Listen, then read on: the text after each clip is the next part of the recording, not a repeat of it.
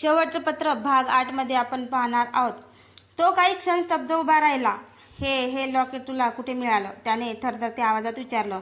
ती तरुणी त्याच्याकडे आश्चर्याने पाहू लागली. हे माझ्याकडे लहानपणापासून आहे. मला वाढणाऱ्या आईने सांगितलेलं होतं की मला ती एका अनाथ आश्रमाच्या दारात सापडले होते आणि माझ्या गळ्यात फक्त हेच लॉकेट होतं. आरवच्या हातातील बंदूक खाली सरकली. त्याच्या डोळ्यासमोर भूतकाळातील आठवणी झरझर फिरू लागल्या.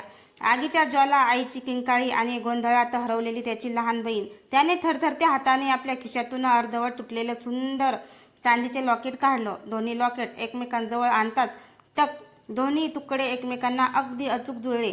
त्या लॉकेटच्या आत एक जुना फोटो होता. लहानपणीचा आरव आणि त्याची बहीण. त्या तरुणांच्या डोळ्यात अश्रू दाटले.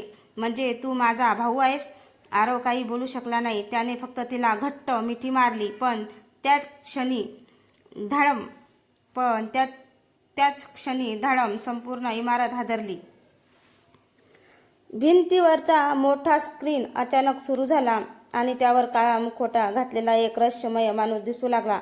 तो थंड हसत म्हणाला, भावा बहिणीचं मिलन पाहून आनंद झाला, पण हा खेळ अजून संपलेला नाही. आता तुम्हा दोघांनाही माझ्या साम्राज्याशी सामना करावा लागेल. आणि स्क्रीनवर एक नाव झळकलं, ऑपरेशन रक्तबंधन. कथेने आता आणखी एका धक्कादायक आणि थरारक वळणावर प्रवेश केला आहे. आरव आणि त्याची बहीण काही क्षण एकमेकांकडे पाहतच राहिले. भावनांना वेळच नव्हता, कारण संपूर्ण इमारतीत लाल दिवे चमकू लागले आणि सायरनचा आवाज घुमू लागला. सेल्फ डिस्ट्रॅक्ट सिक्वेशन सुरू झाला आहे. सर्वांनी तात्काळ बाहेर पडा. आपल्याला लगेच निघावं लागेल. आरव ओरडला. दोघेही धावत कॉरिडॉरमधून पुढे जाऊ लागले. त्यांच्या मागे स्फोट होत होते आणि छताचे तुकडे खाली कोसळत होते. अचानक त्यांच्यासमोर एक लोखंडी दरवाजा आपटत बंद झाला. त्या दरवाजाच्या वर एक छोटासा स्क्रीन उजळला. त्यावर तोच मुखवटाधारी माणूस दिसत होता. आरव, जर तुला तुझ्या बहिणीला जिवंत ठेवायचं असेल तर एक निवड कर. क्षणातच स्क्रीन 2 भागात विभागला. एका बाजूला शहराच्या मध्यभागी ठेवलेला प्रचंड स्फोटक बॉम्ब आणि दुसऱ्या बाजूला आरवच्या बहिणीच्या शरीराला जोडलेले टाइम बॉम्ब जॉकेट. एकाच वेळी दोघांना वाचवणं अशक्य आहे. आरवच्या मुठी आवळल्या. पण तेवढ्यात त्याची बहीण शांतपणे म्हणाली, दादा, मला वाटतं हा आपल्याला फसवण्याचा प्रयत्न आहे. नीट बघ, दोन्ही टायमर एकाच सिग्नलवर चालत आहेत. आरवने पुन्हा स्क्रीनकडे पाहिले. खरंच, दोन्ही टायमरच्या शेवटच्या अंकामध्ये एक विचित्र सांकेतिक क्रम दिसत होता. तो साधा टायमर नव्हता. तो एका गुप्त कोडाचा इशारा होता आणि तो कोड उलगडला तर फक्त बॉम्बच नाही, तर त्या मुखवटाधारी सूत्रधारांची खरी ओळखही समोर येणार होती. आरवने क्षणार्धात तो सांकेतिक क्रम लक्षात ठेवला. 7193 एक्स. हा टायमर नाही, हा एक ॲक्सेस कोड आहे, तो म्हणाला. त्याने जवळच असलेल्या कंट्रोल पॅनलमध्ये तो कोड टाकला. बीप बीप बीप बीप. क्षणभर सर्वत्र शांतता पसरली. मग स्क्रीनवर एक संदेश चमकला. Access code. लोखंडी दरवाजा हळूहळू उघडू लागला. पण दरवाजाच्या पलीकडं जे दिसलं त्याने आरव आणि त्याच्या बहिणीच्या पायाखालची जमीनच सरकली. समोर एक विशाल भूमिगत नियंत्रण कक्ष होता. भिंतीवर शेकडो स्क्रीन लावलेल्या होत्या. प्रत्येक स्क्रीनवर वेगवेगळ्या शहरातील गुप्त मोहिमा, क्षेत्रासाठी आणि एजंट्सची माहिती दिसत होती. मध्यभागी एक मोठा डिजिटल नकाशा चमकत होता. त्या नकाशावर लाल रंगाने अनेक ठिकाणं चिन्हांकित होती आणि त्यामधली सर्वात मोठं चिन्ह होतं प्रोजेक्ट पुनर्जन्म. आरवने त्या फाईलवर क्लिक केलं. स्क्रीनवर एक व्हिडिओ सुरू झाला. त्यात तोच मुखवटाधारी माणूस म्हणत होता, जर तू हा संदेश पाहत असशील तर याचा अर्थ तू माझ्या सर्व परीक्षेतून पुढे आला आहे. तो हळूहळू आपला मुखवटा काढू लागला. आरवचा श्वास रोखला गेला, कारण त्या चेहऱ्याकडे पाहून तो अवाक झाला. तो चेहरा पूर्णपणे आरवसारखाच होता. त्याची बहीण थरथरत्या आवाजात कुजबुजली, दादा, हा तुझ्यासारखाच दिसत नाही. दादा, हा तुझ्यासारखाच दिसत नाही. हा तर तुझा जुळा भाऊ आहे. आरव काही क्षण निशब्द उभा राहिला. हे अशक्य आहे, तो कुजबुजला. त्याची बहीण स्क्रीनकडे पाहतच राहिली. व्हिडिओतील तो माणूस हलकेच हसला. हो आरव, मी तुझा जुळा भाऊ आहे, पण जन्माने नाही. शेना स्क्रीनवर अनेक जुनी कागदपत्रे, वैद्यकीय अहवाल आणि गुप्त प्रयोगशाळेचे फोटो दिसू लागले. 20 वर्षापूर्वी एका गुप्त प्रकल्पाअंतर्गत तुझ्या DNA वर प्रयोग करण्यात आले. त्या प्रयोगातून माझी निर्मिती झाली. मी तुझी प्रतिकृती आहे. पण माझं आयुष्य, माझं बालपण आणि माझं भविष्य माझ्याकडून हिरावलं गेलं. त्याच्या डोळ्यात राग स्पष्ट दिसत होता. तुला प्रेमळ कुटुंब मिळालं, मला मिळाल्या फक्त प्रयोगशाळेच्या भिंती. तुला नाव मिळालं, मला फक्त एक क्रमांक. स्क्रीनवर तो क्रमांक चमकला. X01. आरवच्या मनात प्रचंड संघर्ष सुरू झाला. तो खरोखर शत्रू होता की अन्यायाचा बळी? तेवढ्यात नियंत्रण कक्षात जोराचा स्फोट झाला. एक सशस्त्र कमांडो पथक आत घुसलं. त्यांचा प्रमुख ओरडला, दोघांनाही जिवंत पकडा. X01 ला या ठिकाणाहून पळू देऊ नका. आरवने बहिणीचा हात घट्ट पकडला. समोर शत्रूचं पथक, मागे कोसळणारी इमारत आणि दरवाजा. स्पीकरमधून X01चा शांत आवाज पुन्हा घुमला. आरव, जर सत्य जाणून घ्यायचं असेल तर उत्तरेकडच्या बोगद्यात ये, पण लक्षात ठेव, तिथे येणारा प्रत्येकजण जिवंत परत येत नाही. आरवने एक दीर्घ श्वास घेतला आणि उत्तरेकडच्या अंधाऱ्या बोगद्याकडे पाऊल टाकलं. त्या बोगद्याच्या शेवटी त्याची वाट पाहत होतो. त्याच्या आयुष्यातील सर्वात मोठं सत्य. आरव आणि त्याची बहीण आणि काही विश्वासू साथीदार उत्तरेकडच्या बोगद्यात शिरले. बोगद्यात मृत शांतता होती. फक्त पाण्याचे थेंब पडण्याचा आवाज आणि दूरवरून येणारा मंद प्रकाश. अचानक त्यांच्या समोर एक प्रचंड स्टीलचा दरवाजा आला. दरवाजावर मोठ्या अक्षरात लिहिलं होतं, प्रोजेक्ट पुनर्जन्म, अंतिम कक्ष. आरवने दरवाजा उघडला. आज जे दृश्य होतं ते पाहून सगळे स्तब्ध झाले. भिंतीवर हजारो फाईल्स, DNA नमुने आणि जुने व्हिडिओ रेकॉर्डिंग ठेवलेले होते. मध्यभागी एक होलोग्राम सुरू झाला. त्यात एक वृद्ध वैज्ञानिक दिसला. तो म्हणाला, जर तुम्ही इथपर्यंत पोहोचला असला तर सत्य लपवण्याला आता काहीच अर्थ उरलेला नाही. 20 वर्षापूर्वी आम्ही मानव जातीचं संरक्षण करण्यासाठी एक विशेष प्रकल्प सुरू केला. पण काही प्रभावशाली लोकांनी त्याच प्रकल्पाचं रूपांतर सत्तेच्या खेळात केलं. होलोग्रामवर अनेक चेहरे झळकले. त्यात काही उद्योगपती, काही उच्चपदस्थ अधिकारी आणि एक चेहरा पाहताच आरव हादरला. तो त्यांच्या वडिलांचा होता. नाही, हे खोटं आहे, आरव ओरडला. तेवढ्यात मागून टाळ्यांचा आवाज आला. टक टक टक. आरव मागे वळला. समोर X01 उभा होता. यावेळी त्याच्या चेहऱ्यावर मुखवटा नव्हता. तो शांतपणे म्हणाला, हेच सत्य आहे आरव.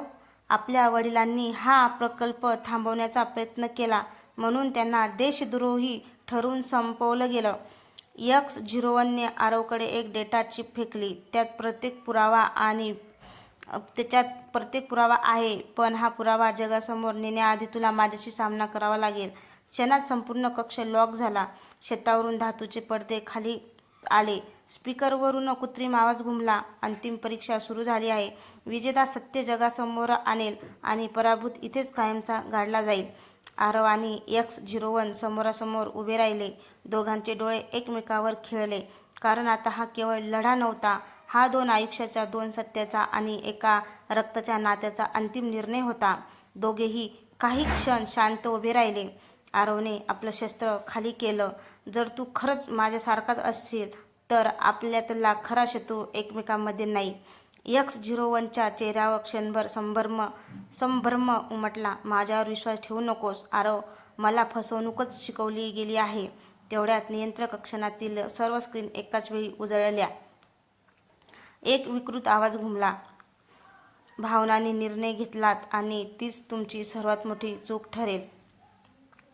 क्षणात छतामधून स्वयंचलित ड्रोन खाली उतरू लागले. लाल लेझर किरणांनी संपूर्ण कक्ष व्यापला. X01 जोरात ओरडला, आरव खाली वाक. धाड. लाल लेझर किरणांनी संपूर्ण कक्ष व्यापला. X01 जोरात ओरडला. आरव खाली वाग. धाड. एक गोळी आरवच्या डोक्यावरून जात भिंतीवर आदळली. क्षणाचाही विलंब न करता X01ने आरवला बाजूला ढकललं. त्याच्या स्वतःच्या खांद्यावर गोळी लागली. आरव अवाक झाला. तू माझ्यासाठी गोळी झेललीस? X01 वेदनेतही हसला. कारण मी तुझा शत्रू नाही. त्या क्षणी नियंत्रण कक्षाच्या मध्यभागी जमिनीचा मोठा भाग सरकला. खाली एक गुप्त लिफ्ट वर आली. लिफ्टचं दार उघडलं आणि त्यातून एक वृद्ध माणूस बाहेर आला. त्याच्या चेहऱ्यावर वर्षानुवर्षाची जळालेली आणि थकवा दोन्ही दिसत होते. आरवच्या बहिणीच्या तोंडून नकळत शब्द बाहेर पडले. बाबा. आरवचा श्वास थांबला. हे अशक्य आहे. बाबा. तर 20 वर्षापूर्वी वृद्धाने शांतपणे उत्तर दिलं. हो, जगासाठी मी मरण पावलो होतो, पण सत्य जिवंत ठेवण्यासाठी मला सावल्यामध्ये जगावं लागलं. आरवच्या डोळ्यात अश्रू तरळले. पण त्या भावनिक क्षणालाही संपूर्ण भूमिगत संकुल जोराने हादरलं. भिंतीवर लाल अक्षरं चमकू लागली. आपत्कालीन प्रोटोकॉल सक्रिय. 10 मिनिटात संपूर्ण संकुल नष्ट होईल. वृद्धाने आरवच्या हातात एक लहान काळं उपकरण दिलं. या उपकरणात या संघटनेच्या प्रत्येक सदस्याचा पुरावा आहे. हे सुरक्षितपणे बाहेर पोहोचलं तर त्याचं साम्राज्य कायमच कोसळेल. आता वेळेची शर्यत सुरू झाली होती. एका हातात सत्य, दुसऱ्या हातात कुटुंब. आणि समोर मृत्यूच्या दिशेने उलटी गिनती सुरू झाली होती. उलटी गिनती सुरू होती. आरवने काळं उपकरण आपल्या जॅकेटमध्ये सुरक्षित ठेवलं. आपण सगळे एकत्र बाहेर पडू, तो ठामपणे म्हणाला. वृद्धाने मात्र मान हलवली. नाही आरव, एक गुप्त मार्ग आहे, पण तो फक्त तिघांसाठीच पुरेसा आहे. क्षणभर सगळे शांत झाले. आरव, त्याची बहीण X01 आणि त्यांचे वडील, 4 जण, पण मार्ग फक्त तिघांसाठी. तेवढ्यात X01 पुढे आला. निर्णय झाला. मी इथेच थांबतो. नाही, आरव ओरडला. आता आपण एक कुटुंब आहोत. X01 हलकसा हसला. कुटुंब म्हणजे नेहमी एकत्र जगणं नाही. कधीकधी एकमेकांसाठी त्याग करणं सुद्धा असतं. त्याने नियंत्रण पॅनलकडे धाव घेतली. मी स्फोटाची प्रक्रिया थांबवण्याचा प्रयत्न करतो. तुम्ही तिघं निघा. आरव काही बोलणार इतक्यात X01ने सुरक्षा दरवाजा बंद केला. जाड काचेच्या पलीकडून तो शेवटचा म्हणाला. आरव, मला आयुष्यभर एक नाव हवं होतं. जर कधी माझी आठवण आली तर मला फक्त भाऊ म्हणून आठव. आरवच्या डोळ्यातून अश्रू वाहू लागले. पण त्याच्या वडिलांनी त्याचा हात पकडला. चल, वेळ संपत चालली आहे. तिघे गुप्त बोगद्यातून धावत बाहेर पडू लागले. मागे नियंत्रण कक्षात X01 एकटाच उभा होता. त्याने शेवटचा कोड टाईप केला. अचानक स्क्रीनवर एक संदेश झळकला. स्फोट प्रक्रिया रद्द. X01 सुटकेचा श्वास घेणार इतक्यात त्याच्या मागून टाळ्यांचा आवाज आला. टक टक टक. तो मागे वळला. अंधारातून काळा झगा घातलेली एक उंच व्यक्ती पुढे आली. तिने हळूहळू आपला मुखवटा काढला. X01च्या चेहऱ्यावर प्रथमच भीती दिसली. तो थरथरत म्हणाला, तू? म्हणजे या सगळ्या संघटनेचा खरा शत्रुधार अजूनही जिवंत आहेस? त्या व्यक्तीच्या ओठावर गूढ स्मित उमटलं. खेळ आता सुरू झाला आहे X01, आणि यावेळी आरवला वाचवायला कोणीही येणार नाही. कथा आता तिच्या सर्वात मोठ्या अंतिम संघर्षाकडे वेगाने वाटचाल करू लागली. बोगद्याबाहेर पडताच आरवने एक प्रचंड स्फोटाचा आवाज ऐकला. त्याने मागे वळून पाहिलं. संपूर्ण भूमिगत संकुल धुरांच्या ढगात झाकलं गेलं होतं. X01 त्याच्या तोंडून वेदनादायक किंकाळी बाहेर पडली होती. पण त्याच्या वडिलांनी शांतपणे सांगितलं, अजून निष्कर्ष काढू नकोस. तो तुझ्यापेक्षा जास्त हुशार आहे. आरवच्या हातातलं काळं उपकरण अचानक कंपन करू लागलं. स्क्रीनवर एक नवीन संदेश दिसला. इमर्जन्सी स्क्रीनवर एक नवीन संदेश दिसला. इमर्जन्सी. आरवने संदेश उघडला. स्क्रीनवर X01 दिसत होता. त्याच्या चेहऱ्यावर जखमा होत्या, पण तो जिवंत होता. आरव, माझ्याकडे वेळ नाही. त्या मुखवटाधारी माणसाचं खरं नाव ओमेगा आहे.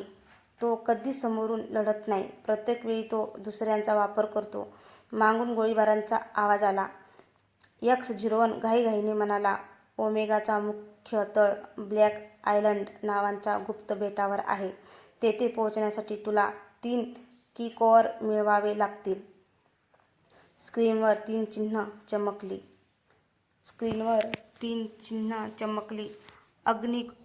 पहिलं चिन्ह होतं अग्निकोअर, दुसरं आहे जेल कोअर आणि तिसरं आहे विद्युत कोअर. हे तिन्ही कोअर एकत्र आले तरच ब्लॅक आयलंडचा दरवाजा उघडेल. अचानक स्क्रीन हलू लागली. मागून एक काळी सावली X01च्या दिशेने येत होती. X01ने शेवटचे शब्द उच्चारले, आरव, या वेळी माझ्यासाठी नाही, आपल्या कुटुंबासाठी जिंक.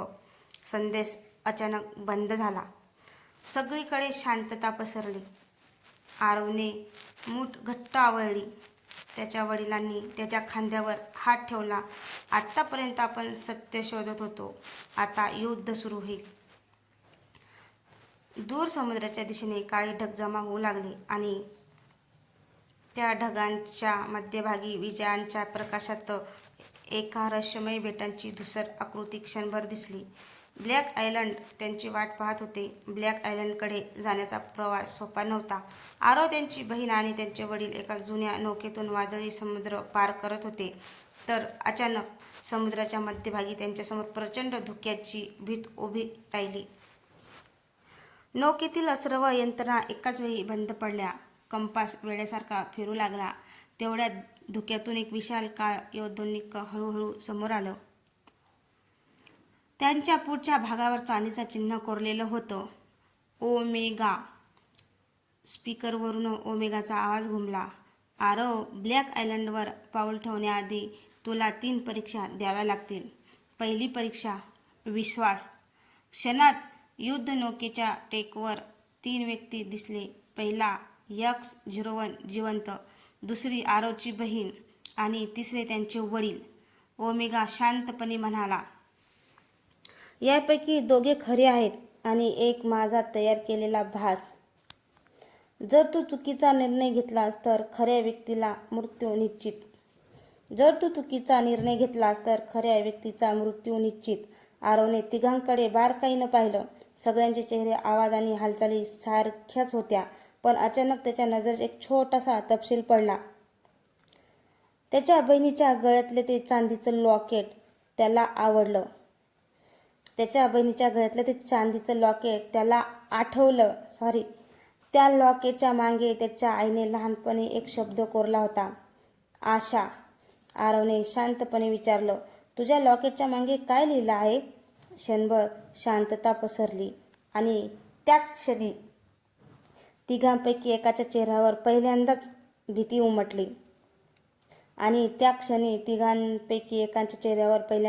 उमटली. आरवला समजलं, ओमेगाचा पहिला सापळा उघड होणार होता. कथा आता तिच्या सर्वात मोठ्या आणि अंतिम संघर्षाकडे वेगाने वाटचाल करू लागली. तर मित्रांनो, शेवटचं पत्र भाग 8 हा तुम्हाला कसा वाटला तर कमेंट करून नक्की सांगा. आणि हो, चॅनलवर कोणी नवीन असेल तर चॅनलला सबस्क्राईब करा, जेणेकरून माझी येणारी प्रत्येक कथा तुमच्यापर्यंत पोहोचू शकेल. धन्यवाद.